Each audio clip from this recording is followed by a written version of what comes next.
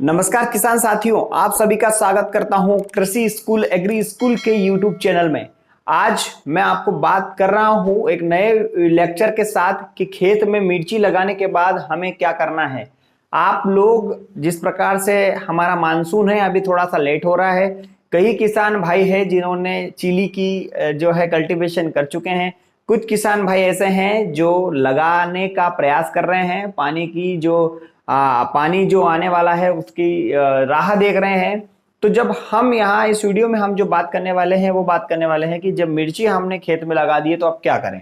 दोस्तों, अगर आपने ड्रिप में मिर्ची लगाई है, चाहे आपने लांगी से मिर्ची लगाई है, मतलब आपने खेत में बिल्कुल भी ड्रिप का उपयोग नहीं किया है, तो इन दोनों के लिए ही मैं आपको बता रहा हूं।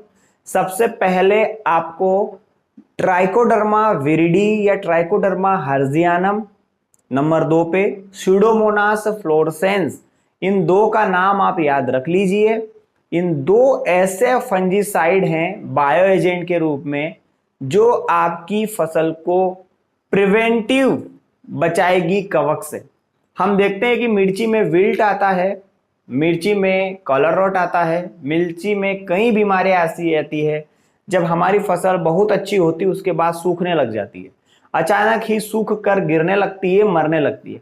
अब आपने मिर्ची लगाई है, अगर मान लो कि आपकी मिर्ची 45 दिन बाद अगर बीमारी आती है तो उसका कारण कौन होगा? आप खुद होंगे।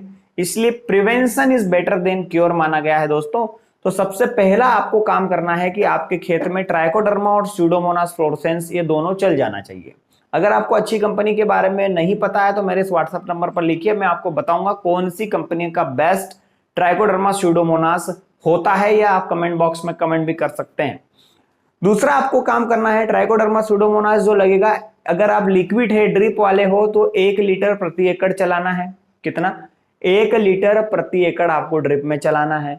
और यदि आपके पास बिल्कुल भी ड्रिप नहीं है तो उस स्थिति में आप क्या करेंगे, गोबर खाद लेंगे 50 से 100 किलो, उसमें प्रति एकड़ एक एक किलो स्यूडोमोनास या तो ट्राइकोडर्मा डालेंगे, उसका कल्चर करेंगे, उसको 3 से 4 दिन रखेंगे, गुड़ डालेंगे, उसके बाद पौधों के साथ या तो खेत में छिड़क देंगे।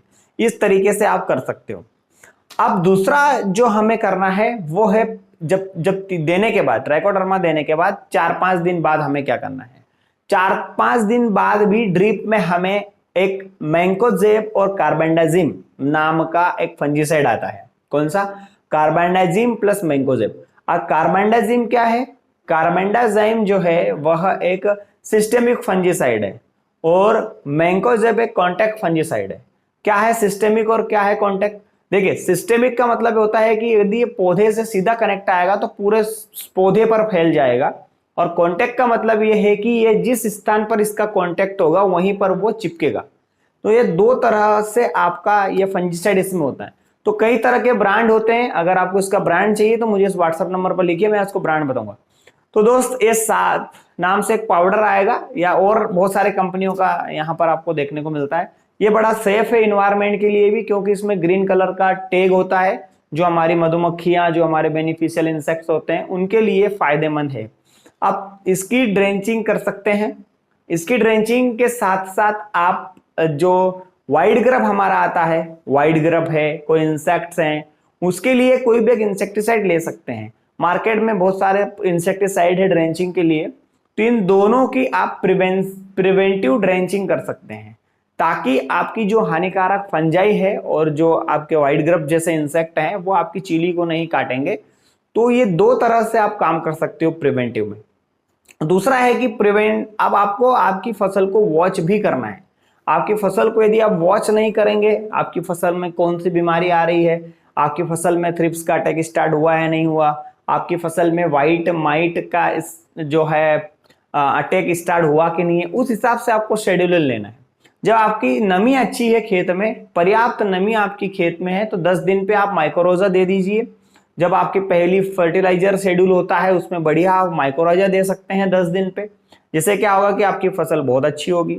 साथ में आपका जितना भी जीवाणु वाला आइटम है, पीएसबी जिसे हम कहते हैं, या एनपीके कंसोर्टिया कहते हैं, जो हमने बेसल डोज हमने खेत में डाला था, जो डीएपी डाला था हमने, या तो पोटास डाला था, या हमने सिंगल सुपर फॉस्फेट डाला था, या पिछले साल का जो खाद पड़ा हुआ होगा, तो ये पीएसबी जो बहुत सारी नामी कंपनियों का बहुत ही सस्ता होता है, इसको आप 200 लीटर टैंक में डालकर इसको मल्टीप्लाई कर सकते हैं थोड़ा सा गुड़ डालकर, और जब आप गुड़ डाल के करते हैं तो ये मल्टीप्लिकेशन हो जाता है। तो इसको आप खेत में चला सकते हैं ड्रिप के माध्यम से। ड्रिप नहीं है तो आपकी विदाउट ड्रिप में आप पंप से ड्रेंचिंग कर सकते हैं। तो ये पीएसबी का भी आप अभी इन्हीं दिनों में डाल देंगे, इससे क्या होगा कि ये पौधे अपने आप में मल्टीप्लाई हो जाएंगे। देखिए एनपीके कंसोर्सिया नाम से भी आता है, ठीक है। एजोबैक्टर अलग आता है, एजोटोबैक्टर आप खेत में डालते हैं तो ये नाइट्रोजन को घोलने का काम करता है, प्लस वातावरण की जो नाइट्रोजन है उसको घोलकर पौधों को देने का काम करता है।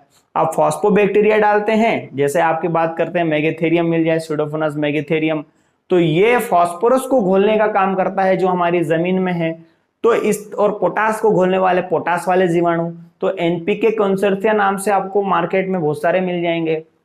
जब इन तीनों को डालेंगे, जो जमीन में हम खर्चा कर रहे हैं उसको अवेलेबल फॉर्म में देने का काम करेगा। साथ में जो सिलिकॉन है आपका, सिलिकॉन नामक जो भी आपका कोई तत्व है सिलिकॉन, वो आप डाल सकते हैं। सिलिकॉन क्या करता है कि पौधे के लिए बहुत आवश्यक है, क्योंकि इसकी प्रकृति न्यूट्रल होती है।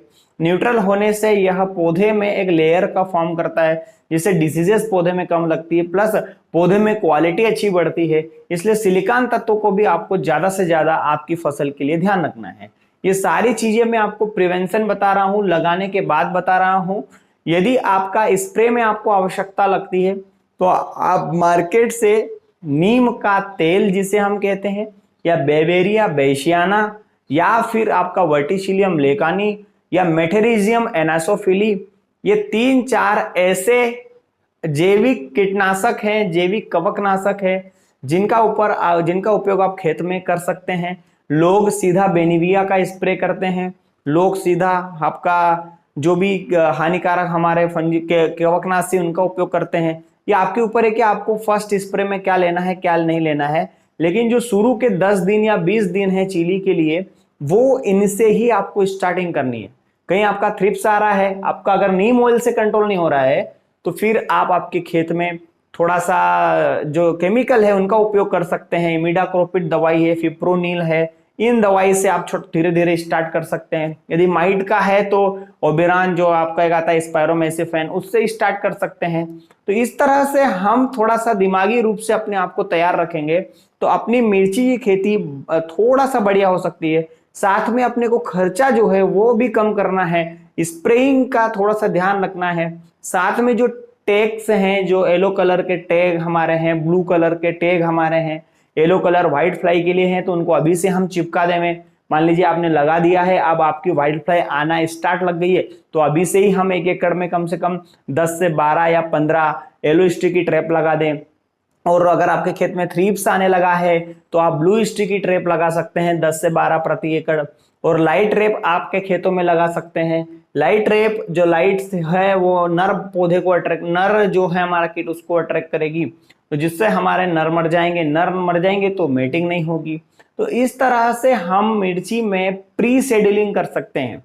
भाई जब भारी नुकसान होता है तब तो हम जाग जाते हैं, लेकिन जो फसल लगाने, बीमारी आने से पहले हम क्या कर रहे हैं उस पर हमारा ध्यान है या नहीं, ये बहुत महत्वपूर्ण है। और आप YouTube पर हैं तो आप बहुत एडवांस किसान हैं, आप मेरी इस बात को समझ रहे होंगे कि एडवांस हमें क्या करना है, मतलब हमें एडवांस कैसे खेती करना है, लगाने के बाद और प्रिवेंशन कैसे करना है। और हमेशा ध्यान रखिए कि जो कोई भी आप केमिकल उपयोग करते हैं, कोई भी आप जैविक कीटनाशक उपयोग करते हैं, तो हमेशा आप पहले केमिकल दीजिए, केमिकल देने के बाद जैविक दीजिए, ये बहुत महत्वपूर्ण है। सबसे पहले आप केमिकल दीजिए, केमिकल देने के बाद आप जैविक दीजिए, ताकि आपका केमिकल पौधों को लग जाए, उसके 3 से 4 दिन या 5 दिन बाद आप जैविक का उपयोग करेंगे, ताकि जैविक आपका लंबे समय तक फसलों को फायदा देता रहे।